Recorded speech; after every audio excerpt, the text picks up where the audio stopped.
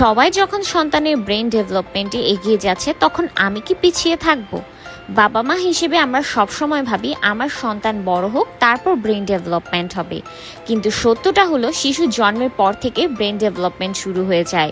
শিশু যা কিছু দেখে তার মাধ্যমে এবং সে এই পৃথিবীকে বুঝতে শুরু করে।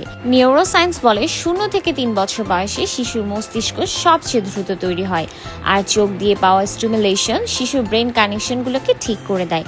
তাই এই গুরুত্বপূর্ণ সময়ে আমরা আমাদের বাবুর ভিজুয়াল স্টিমুলেশন ঠিক করার জন্য বাবু ভ্যালি থেকে নিয়ে নিলাম এই ভিজুয়াল স্টিমুলেশন কার্ডগুলো, যা 4টি স্টেজের হয়ে থাকে 0 থেকে 3 বছর পর্যন্ত।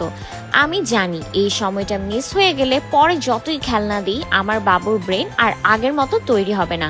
ভিজুয়াল স্টিমুলেশনের পাশাপাশি বাচ্চারা কিন্তু এই ব্যাপারটা অনেক বেশি এনজয় করে, অ্যান্ড আপনি কিন্তু আপনার বাচ্চার সাথে আলাদা একটা সময় কাটানোর সুযোগ পাচ্ছেন।